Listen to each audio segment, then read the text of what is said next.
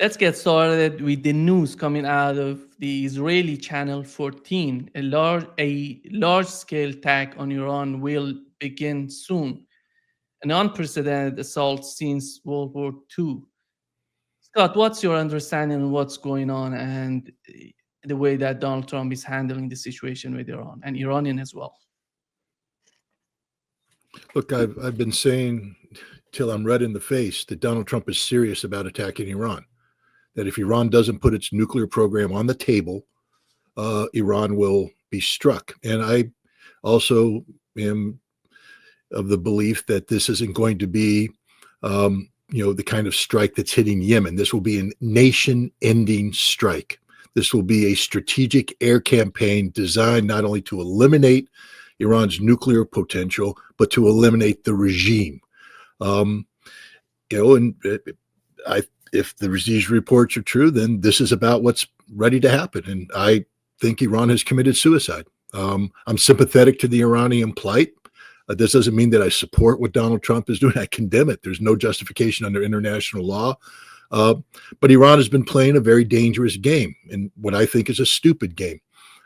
You don't, under this circumstance where this president with this pro-Zionist cabinet, this warlike peace through strength mentality, you don't wave the red flag in front of the bull, no matter how justified you might be in waving that red flag. And when you have considerable stocks of 60% enriched uranium that have no justification whatsoever to your declared peaceful program, and yet which can be converted in short order to 3 to 5 nuclear weapons, you've waved the red flag. And Iran is about ready to reap what they've sown. They claim that this is an issue they're willing to fight for. Now we're going to find out. Iran has been saying they have the ability to inflict tremendous amount of damage with their 5,000 missiles they're going to launch. We'll find out. If they don't launch preemptively, however, then there may not be 5,000 missiles. This is the danger. This isn't going to be, a pinprick strike. If this happens, this will be an all-encompassing strategic air campaign with massive amounts of damage done up front, up to including the potential use of tactical nuclear weapons. Because the only way you take out the Firdos bunker is with a B-61-12 penetrating nuclear bomb or a W-76-2. Well, this is why they were designed. This is why they were built, for this very purpose. And I've been trying to, articulate that we have to prevent this war.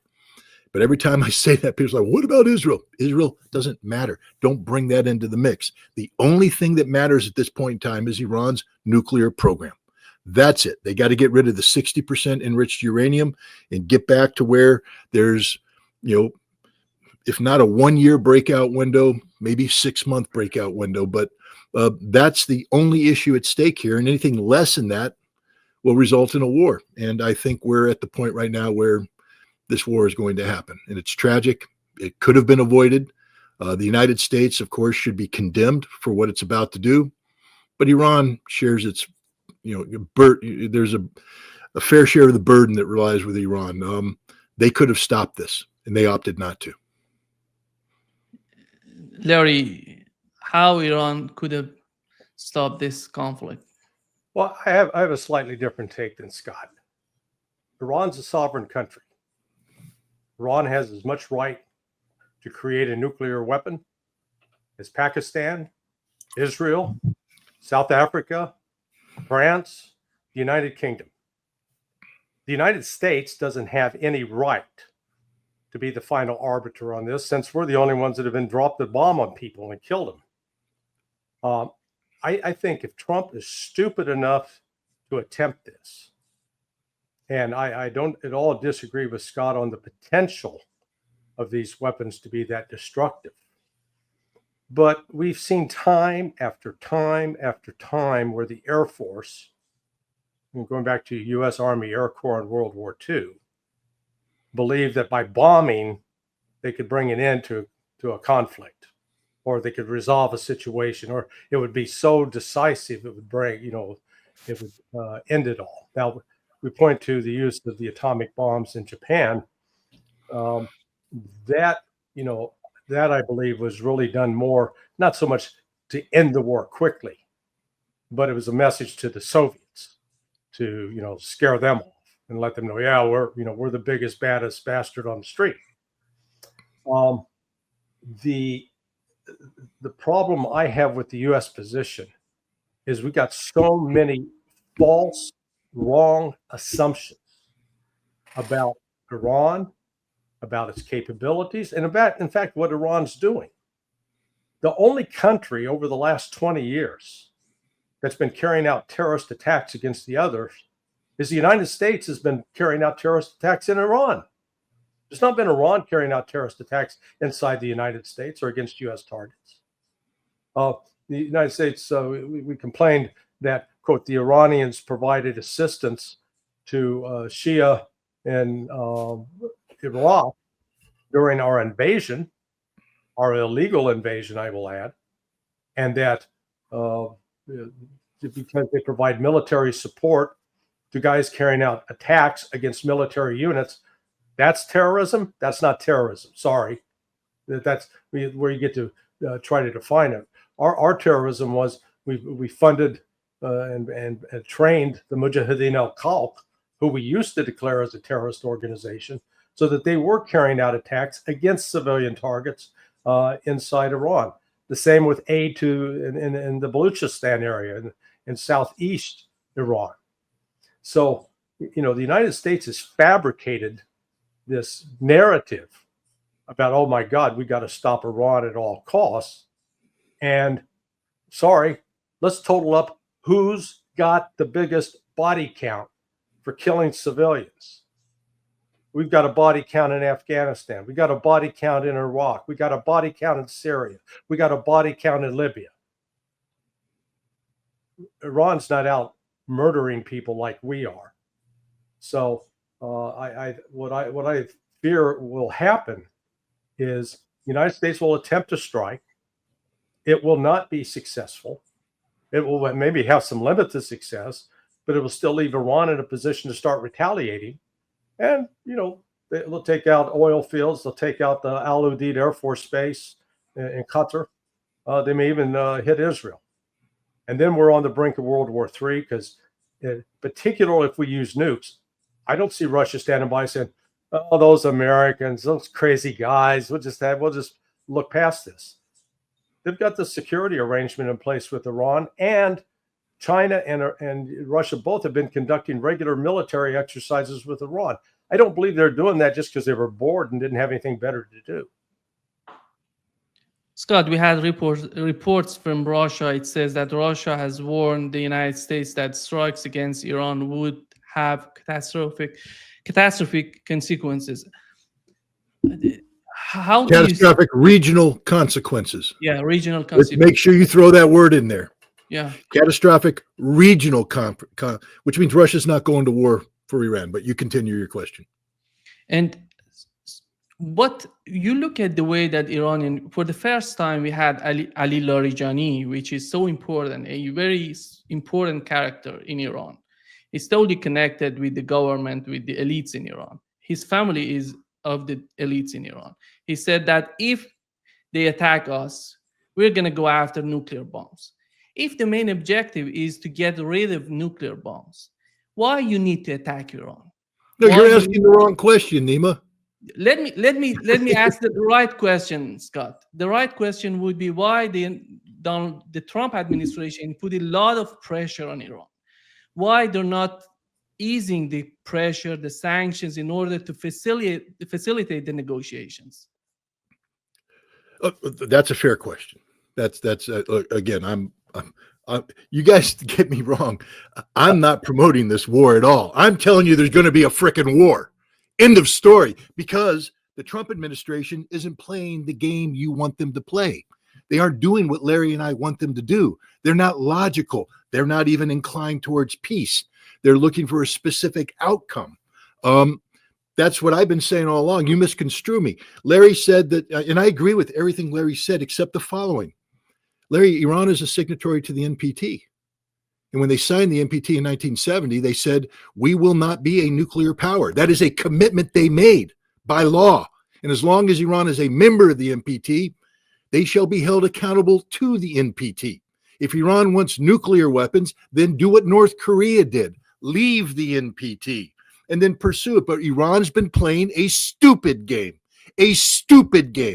because you can't, on the one hand, say we don't want a nuclear weapon, or we've issued a fatwa of such importance, by the way, because of its religious consequences, and it's against haram, it's forbidden. You can't have nuclear weapons. But as Larijani said, we can have nuclear weapons, which means the fatwa was a smokescreen the entire time, because the Iranians always knew that they could get out of it if the conditions arose. And again, we come down to the fact 60% enriched uranium. There's no justifiable purpose for this uranium under Iran's declared peaceful program. And you mentioned Larijani speaking out right now. Okay, first of all, you can't say, understand this, you either have a nuclear program or you don't have a nuclear program. What you can't allow is what Iran's trying to get, to say we don't have one, except we could get one very quickly, which means they have one in waiting, that they have put all the pieces together. It's not just Larijani. His statement's just the most recent in a series of statements that date back to last year, where IRGC generals in charge of Iran's nuclear program have said, we have all the components. We have everything we need but the fissile material, and we can get that overnight. Former foreign minister said the same thing. A series of officials said that. The Iranian parliament petitioned the supreme leader to do away with the fatwa. You have a member of the Expediency Discernment Council saying, we have already considered the conditions under which the fatwa could be released. These are the stupid things. These are the waving the red flag in Trump's face. We know Trump's not going to do the right thing. Why make it easier for him? And then the other thing I'll say is this, Larry, we have destroyed a nation using strategic power. Iraq, I was there. The strategic air campaign in Operation Desert Storm defeated Iraq, broke them, brought them to their knees, made them surrender. And we have the ability, because we haven't done anything like that since then. People don't understand. We've been playing stupid games. In Afghanistan, we didn't go into Afghanistan with nation-ending military power. We're not going against the Houthi with nation-ending military power.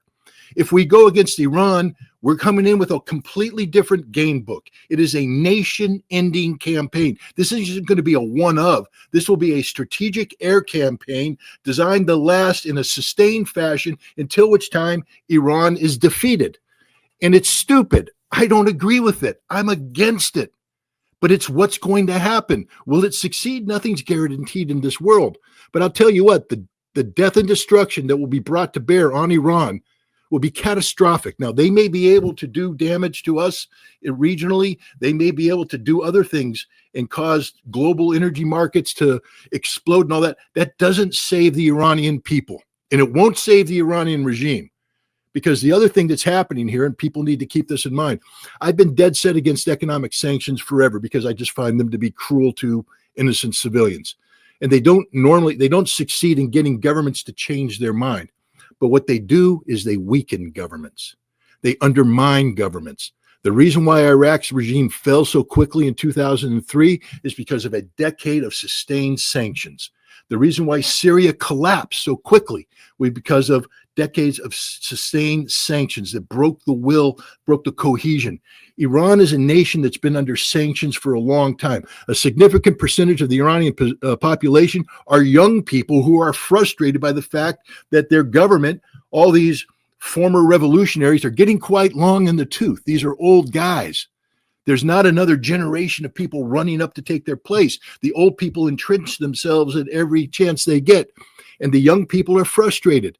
In 2023, in the summer, you had that incident with the Kurdish girl that got about the hijab, and she was killed in a police station, or she died in police custody, and Iran exploded. I spoke to Raisi in September, and he said this was an effort by multiple intelligence agencies to bring down Iran. This was a regime change operation, and it was the greatest threat to Iran since the Iran-Iraq war. This is the president of Iran saying this, which means that those forces are still out there.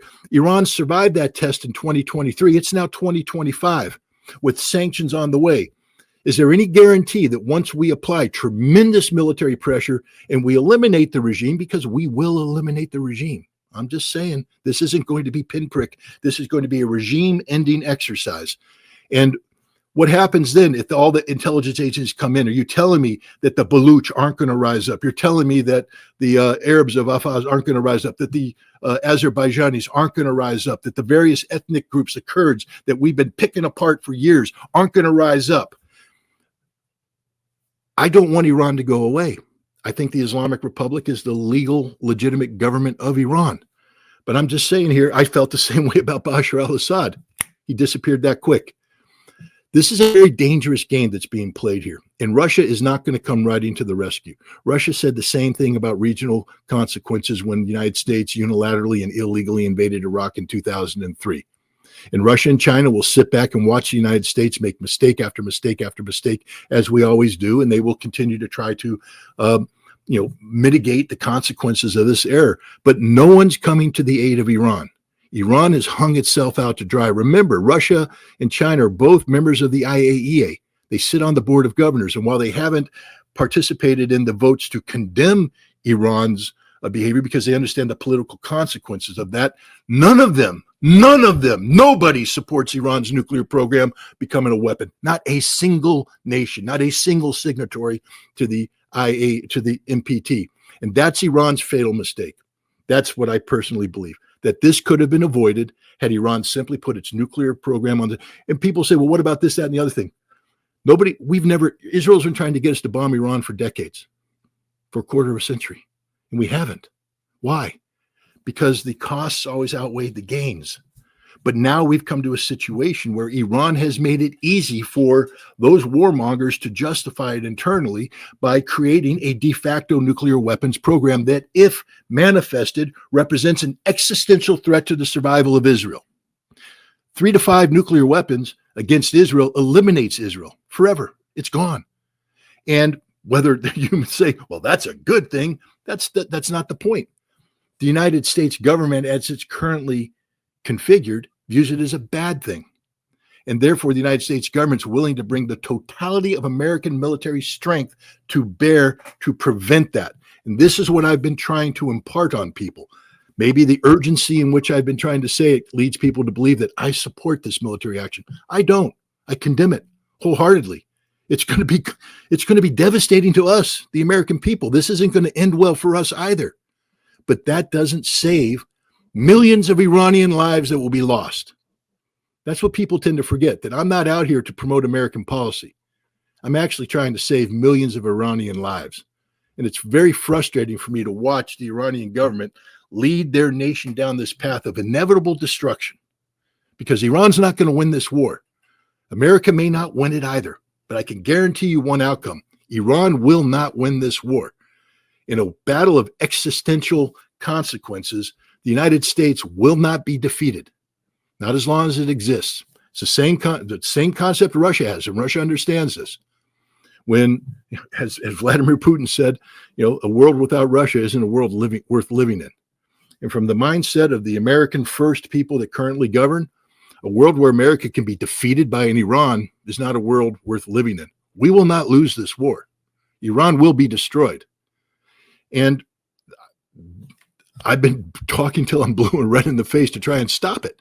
But no, this could have been stopped by Iran putting its nuclear program. And again, I agree with Larry. Iran, it's a member of the NPT and it should accrue all the rights afforded to it under the NPT. But because it's a signatory to the NPT, it has no right to have nuclear weapons. Is it a fair world we live in? What about Pakistan? What about India? I'm not saying, what about Israel? Everybody keeps bringing that up. It's not fair. I'm not pretending this is fair. I'm not looking for, balance. I'm speaking reality as it currently exists. It doesn't matter that Iran's being mistreated by the United States. What does matter is that if Iran continues to stand on this principled platform, it will be destroyed. That's the only thing that matters. And if this Israeli report is true, the moment of their destruction is rapidly approaching. Larry, the picture that Scott is giving us about the reality, do you think is that related to negotiations or surrendering? Because in the eyes of the Iranian government, it's totally the opposite. Well, look, the claim that Iran is on the verge of getting a nuclear weapon, we've been hearing that 20 years. And I was just reminded of this today. I just saw on RT, they played a clip of Bibi Netanyahu speaking. He was either addressing the U.S. Senate committee. And this was like in 2002, in the lead up to the war in Iraq. And he said, I guarantee you 100% Iraq's got weapons of mass destruction. Now, there may be somebody in our conversation which might know a little bit about that and knows that that was complete bullshit. The thing, what I see Iran doing, though, is not acting irresponsibly. We murdered General Soleimani. We've carried out multiple terrorist attacks and helped Israel carry out terrorist attacks against Iranian government facilities. This was under Biden, not under Trump.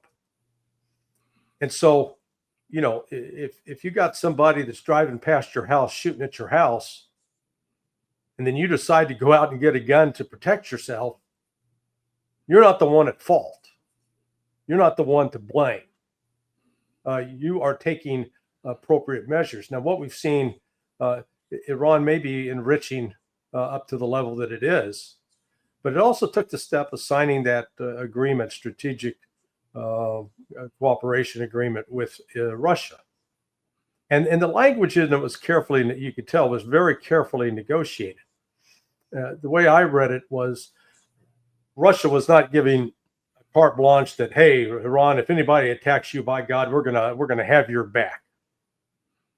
But they did say they did, basically they didn't want to be locked in to something that if Iran did it on its own initiative, that Russia would be obligated. And the thing I've learned about the Russians, I think Scott would agree, they take their agreements damn seriously.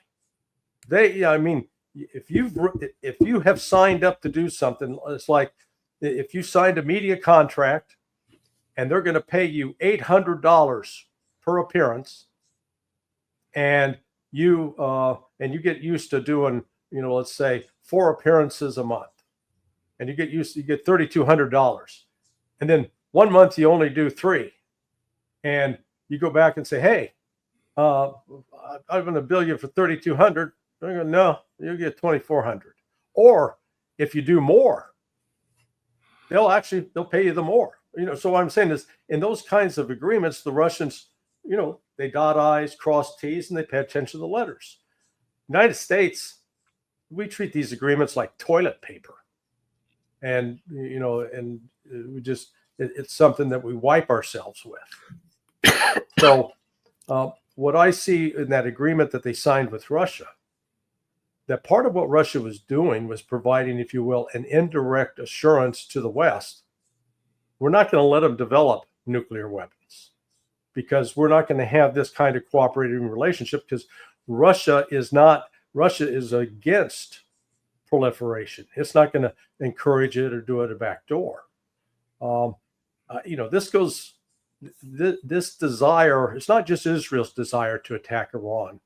One of my classmates from my time as a career trainee at CIA, he was designated head of the Iran task force. I think it was like 2006. And at that time, under Bush and Cheney, there were actual plans being developed to provoke a war with Iran, to attack Iran. Again, for the same nonsense. And my buddy, to his credit, he looked around because he asked the question. He goes, okay, we do this, then what happens the next day? And the answer was, oh, it'll work out. Heard that before, Scott? Yeah. With respect to Iraq. And so my buddy just said, okay. He took a cut and, sort of a step down, and went back overseas to serve as a chief of station in a couple of different locations, because he said, man, this was a disaster waiting to happen. I think that's exactly where we are now. You don't have anybody around Trump that's an adult They can say, hey, Mr. President, I know the plans look great on paper, and I know we got a lot of firepower, but there are a variety of ways that this can go real wrong, and that it will destroy your economy, not help it. Scott, by the way that you're saying that they're going to change the government, they're going to overthrow the government in Iran, the regime in Iran, and you feel that by bombing Iran, they're going to make some sort of uprising inside Iran. That's, in my opinion, if you think that the Baluchis and Turk, Kurds, all these, they're just so proud to be Iranian. They're not just, they have some sort of differences in terms of the religion and on the other, some sort of cultural issues, internal issues. But it's not if the United States, in my opinion, as I understand the Iranian society, if the United States attacks Iran, it would immediately unify Iran against any threat coming from the West. It's not related to Iran, and is not related to the way that the United States is attacking Iran. Is the way that Iran is going to respond to the United States. Look, I mean, I'm not here to, denigrate the patriotism of people, but if you don't think for a moment that the CIA, together with Pakistani ISI, have tens of thousands of Baluch insurgents on the border, then you're high.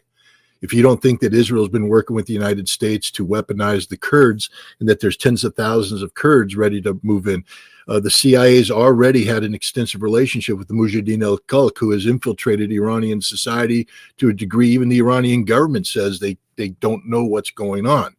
Azerbaijan's been working that issue on the north as well. The Ahvaz and the Arabs of that region. There are people out there who want harm to Iran, and they have been spending hundreds of millions of dollars over the years to create forces capable of moving in. And we saw their potential play out in the summer of 2023. And had it not been for the ability of Iran to mobilize its internal security forces, it wasn't the will of the Iranian people that defeated these people. It was brute force. Brute force brought them down. So now what happens if I plan a strategic air campaign where part of my targeting set is to take out all of the command and control and strike all of the barracks of these rapid response? And then I start throwing in the uprising. What if the uprising can't be tampered down? And what happens when you tap into a population set of under 20s or under 25 people who are frustrated and suddenly feel that the freedom is in the air? Could you have told me in a straight face in October of 2024 that if HTS drove into Homs or Hama, that they would be greeted with, you'd say no. There's not a person on the street that would have said, oh yeah, the Syrian population would have greeted them with open arms. No one would have thought that. And yet it happened. And I'm just saying that Iran's not the Iran that it thinks it is, that there's a lot of fractures, that sanctions have brought a toll to Iran, and that if the appropriate amount of pressure is brought to bear, the Iranian regime could be at risk. This is why the Iranian regime knows this itself, because this is why they've been promoting getting sanctions lifted. They know the key to their long-term survival is the economic well-being of this frustrated mass of people who don't have direct connectivity to the revolution. There are kids out there today that don't know anything about the revolution. They weren't part of the revolution. All they know is frustration. And it's that which the United States and others will seek to tap into. Now, me saying this is an expression of reality. It doesn't mean that I support it. I condemn it. Iran is a sovereign state. Iran should be allowed to carry out its own, policies, and it should be able to, guide its own internal direction, the domestic politics of Iran or the domestic politics of Iran. But unfortunately, we have the United States of America that doesn't believe in the same thing I believe. And I'm just giving you the reality. A reality that's oftentimes overlooked because to speak it, you get accused of promoting it. I'm not promoting this reality. I'm just letting you know it's there. Just because I believe that if the United States bombs the right targets and puts the right external pressure, that the regime could be at risk of collapsing doesn't mean that I support doing that. I condemn it. It's not what I want, but it's what is going to happen. Larry brought up an important point. You know, the CIA had an Iranian mission center. Now, I believe, Larry, correct me if I'm wrong, but they dismantled that under Biden. But that doesn't mean that the plans that were put in place, because when you dismantle the center, all you do is dismantle the centralized controlling. But there is a Near East division of the CIA in the operations directorate that has a bunch of guys running around doing bad stuff to Iran on a daily basis. And their specialty is regime change. And you can sit here and say, they got rid of Saddam. They got rid of Assad. That was a CIA plan. Don't tell me they don't know how to do regime change. They know how to do it. It's ugly. There's bad consequences. It doesn't always work out to the benefit of the United States. But to pretend that the Iranian regime is immune to this kind of external pressure is false. There's a lot of very capable people. I don't agree with what they're doing, but there's a lot of very capable people out there in the United States and Israel that have been looking at this problem. And I'll just throw another one out there for you. Who here would have thought that the Israelis would have been able to infiltrate Hezbollah to the extent that they did?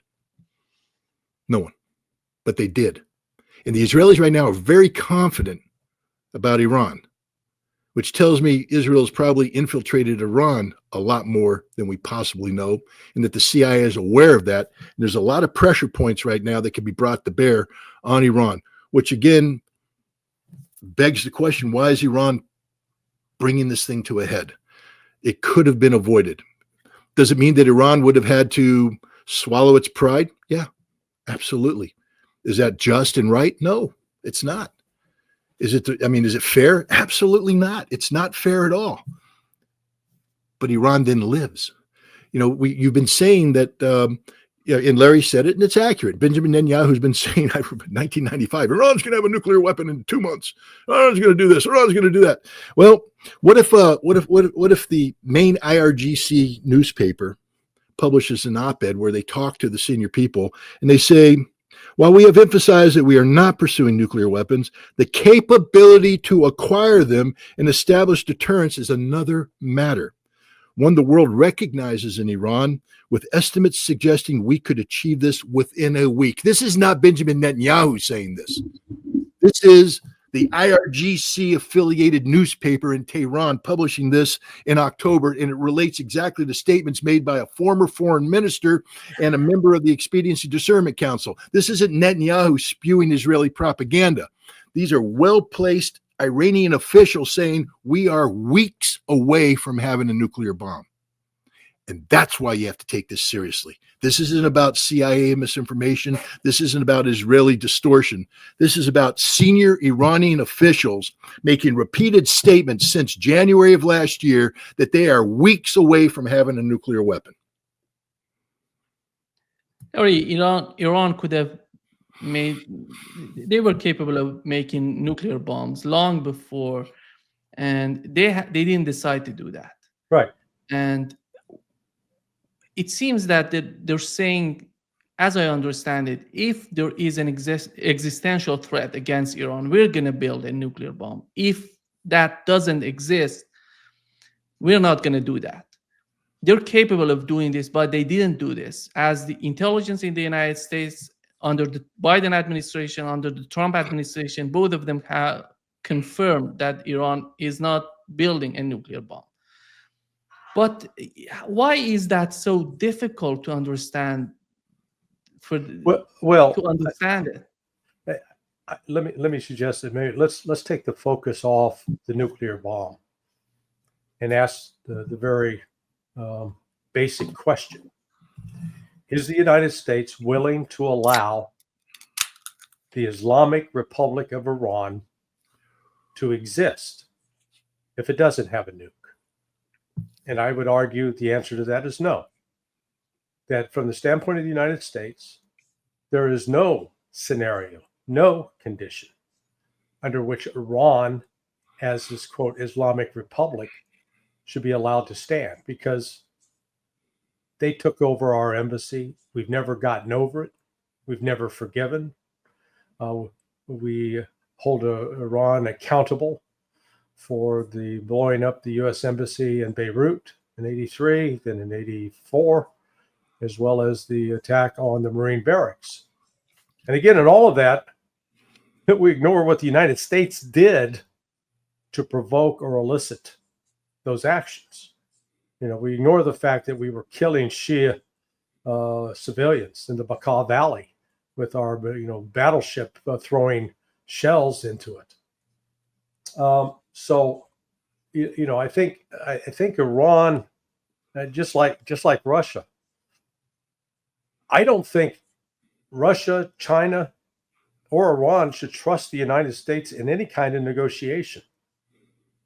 Maybe that puts me in a small group of people, but there's nothing that Russia can do that's going to satisfy the West. All the West is going to, particularly the United States, will do is we'll make an agreement cynically, and then at some point we'll violate it if we can make Russia weak and take out Putin. Again, these idiots, take out Putin, that'll fix everything. Yeah, we'll be better off with Medvedev. Yeah, we'll see how that works out. And it's the same with Iran. I think one of the phenomena that happens if the United States launches this attack, and I don't disagree with Scott that it could be terribly devastating for the Iranian people and potentially for the Iranian government. But there is what I'll call the London Blitz effect, where the Germans thought that by bombing London and killing civilians, that would cause an overthrow of the British government. Hell, it made Churchill more popular. And not that he was a great guy to be popular with. This could actually end up reigniting the revolutionary spirit that Scott correctly noted was 46 years ago, dude.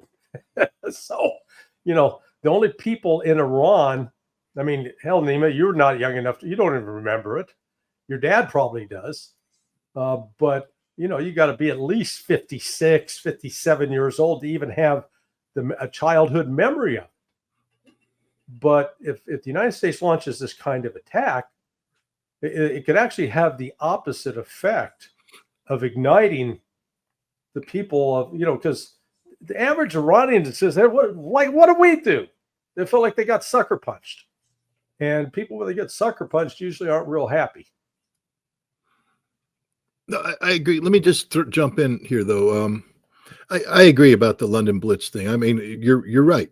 But Larry, what would have happened if the Nazis had killed Winston Churchill and had killed the king and killed the cabinet and eliminated the leadership? Who do they rally around? And here's the thing: the Israelis killed Nasrallah, the man who had been in charge of Hezbollah from 1992. They killed him. They knew where he was, and everybody who tried to come in, they killed them.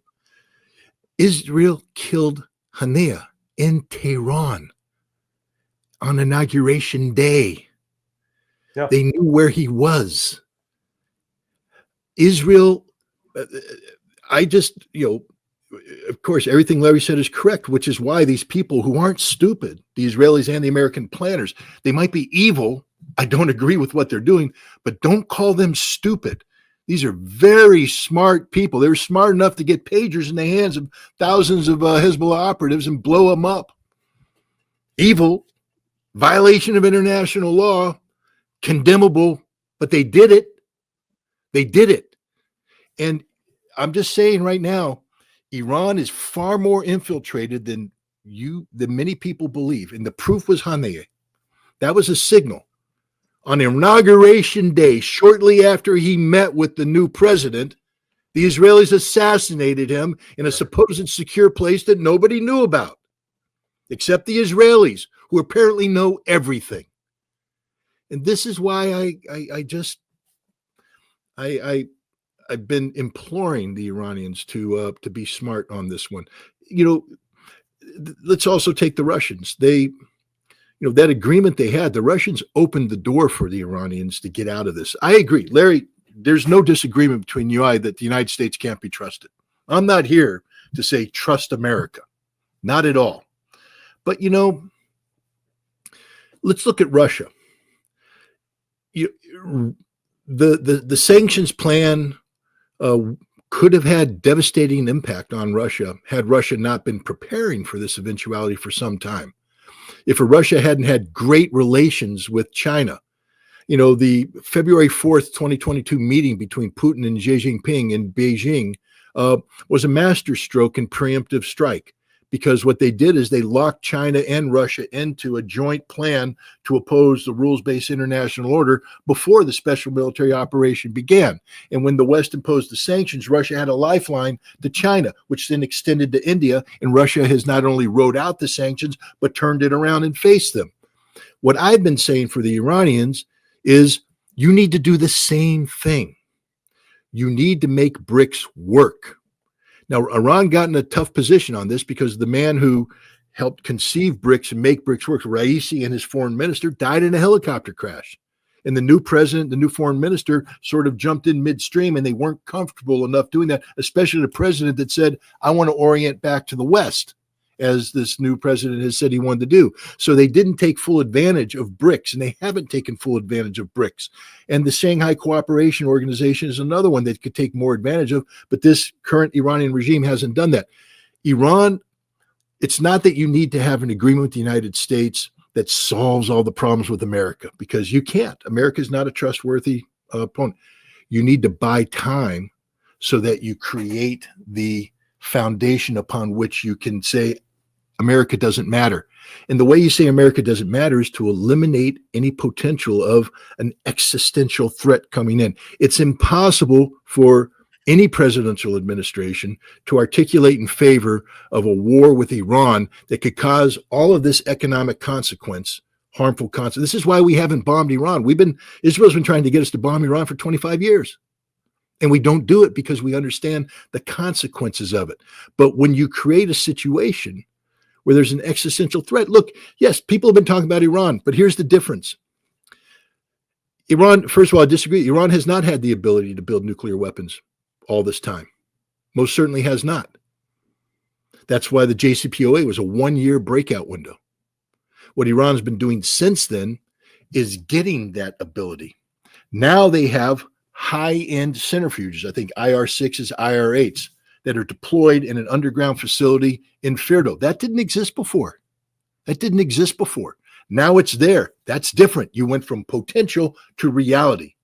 And Iran has accumulated sufficient 60% uranium, which is one step away from weapons grade. So all they have to do is cycle that through the centrifuge cascades they have installed in Firdo, and they've got fissile material. This is a unique capacity that has never existed before. So we can't say Iran had nuclear weapons capability. They never did. They do now, and that's the difference. That's the major difference, that we are talking about the reality of an Iranian weapon that is deliverable to Israel, as Iran has proved with its successful missile strikes against Israel.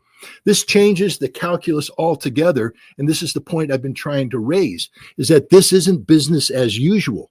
This is a unique circumstance in this history where the United States now will work through all of the impediments that prevented them from attacking Iran and say, no, the consequences of failure to attack are so great that we must attack.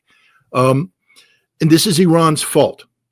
They didn't need to do this. They should have not allowed this to get to this level and work on building their relationship with BRICS and building their relationship with China and all that, so that not for a military alliance, but to encourage the United States to continue sanctioning them and then become sanction proofed by plugging in to BRICS and SCO. But they didn't do that. And now they brought it to a head, and they don't have the relationships they should have with Russia and China. The smartest thing for Iran to do would have allowed Russia to go forward and put in these new nuclear reactors. Let the Russians get on the ground, have Russian, boots on the ground, so to speak. Trump understands this. Remember how he talked about the mineral deal with Ukraine? There will be Americans on the ground doing this, and that will be a block against Russia attacking Ukraine. Well, I think Trump understands that if you have Russians on the ground in sufficient numbers, that's sort of a block against an American strike against Iran as well. These are things that Iran could have been working for, not because they trust America, because they can't trust America. And therefore, you delay the potential of a strike until you have the ability to fall back on something. So you're not afraid of sanctions. So you can tell the Americans, as the Russians do what you want. How many more sanctions can America put on Russia? And it doesn't even dent them. Iran should have sanction-proofed itself, and you can only do that by preventing a war. And I just think Iran has allowed this thing to get out of control. There was no reason for it. Unless Iran has, look, Iran could flip the script right now. Let's just say, hypothetically, today in the deserts of Iran, and it has to be above ground. It can't be a below ground. Iran goes, boom, atmospheric test. There it is, guys. We have a nuke, and this is the missile. And we've got 5 of them aimed at Israel right now. And if you attack us, we launch all 5. That changes the game. That changes the game considerably, because the United States now can't afford to attack Iran because they could lose Israel. But Iran's not there. Iran's not there. You can't talk about a capability as aggressively as the Iranians are when you don't have that capability. And by talking about it aggressively, you only legitimize the need for immediate strikes in the minds of those who are promoting an attack on Iran. 2 points, Larry. The way that Scott is talking about, Iran was capable of making a nuclear bomb for at least 10 years. They were able to do that. No, I didn't say that. JCPOA was during the Obama administration. They didn't have the capability of the JCPOA. No, Iran has never had the capability to produce nuclear weapons until today. Today, they have the accumulation of the centrifuges and the 60% enriched uranium. 10 years ago, Iran still had, they were 1 year. The whole idea was to have that 1 year breakout window to keep them 1 year away from having nuclear weapons. That was the purpose of the JCPOA, to secure the 1 year window. Today, it's a 1 week window. The other point would be, Larry, the policy of decapitation, as Scott mentioned about Hezbollah and all of that. We see the same sort of strategy on the part of Ukrainians against Russia. They have assassinated various people in Russia, various important figures in Russia, which couldn't achieve anything. Do you think that the decapitation of a leader who is 90, years old would change the Iranian government, would change the Iranian policy? I would argue that there are people who are not in power in Iran. If they come to power, it's going to be something like Medvedev in Russia. They're going to respond. They're not going to say, you come and do it. You attack us, we attack you. Well, again, it's I call it magical thinking. If we just get rid of this one person or this group of people, that the threat goes away, the organization is destroyed. Look at what's happened to Hezbollah. Hezbollah hasn't gone away. Yeah, Nasrallah was an important figure. He was an inspirational figure. And his death hurt, but it didn't destroy Hezbollah. If anything, it has, as you suggested, brought in people who were Nasrallah. You could make the argument his problem was he was too soft. He was too keen to try to negotiate and play the politics of it. He wasn't a warrior. He was more of a politician. Got rid of Gaddafi. That bring peace to Libya? Did that make it an easier place for the West to control? No. Same thing with Saddam. Oh, we got rid of Saddam. Yeah, we defeated his army, sort of. But I look at war as as Clausewitz suggested, that you've got to take into account everything, not just the violence, but the politics. And at the end, the United States was incapable of actually controlling what was going on in Iraq, despite having spent $1 trillion and getting 4,000 guys killed and God knows how many maimed for life. And it's still, when it's all said and done, we've got this Fort Apache in the middle of Baghdad that's this great big fortified complex, because we don't we don't feel comfortable sending our people out to interact with the Iraqi people, because they're not really, we don't see them as our great friends. So I guess, what I'm suggesting here is that any attempt to, quote, decapitate Iran's leadership is predicated on a false assumption that the only reason Iran is what Iran is because of the Ayatollah Khamenei. It goes back to sort of the mythology that's emerged from World War II. God, if we had only killed Hitler, that wouldn't have happened. I don't know if people were paying attention, but there were 1 million people willing to follow, and that believed in the ideas of Adolf Hitler, and were still willing to support it even after he was dead. You had Nazis holding commemorations for their fallen comrades. So this thing that if we just kill the one guy, it'll fix it. I think that's one of the false assumptions we're hearing. I've also heard, and I'll close on this, the Trump administration, along with our that military genius Jack Keane. That Scott caught the sarcasm. That we have stripped Iranian air defense naked. They're naked.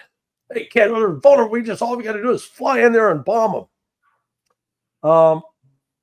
Let me just suggest that Iran is not Iraq. Iraq, at no point did Iraq have anything that could create a threat to our air supremacy. Nothing. Iran does.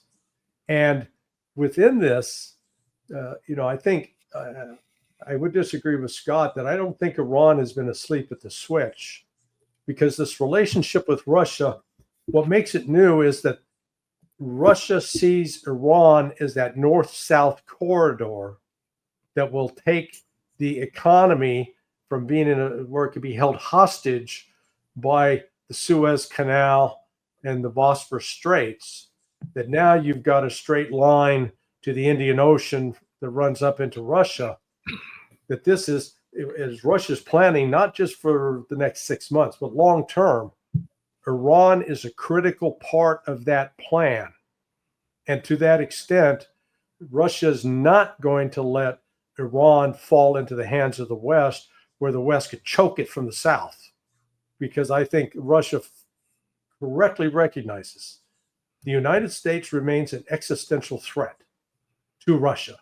And there's nothing that Russia can do to persuade the United States that they're friendly. They want to be a friend. They want to cooperate with us. You don't see a single person that speaks on behalf of Russia, or can at least lay out the Russia perspective, that's allowed on any of the media in the United States. Not a single person. And so that's why I said Russia. My message is the same. I said this to Lavrov off camera. Don't trust us. We're not worthy of it.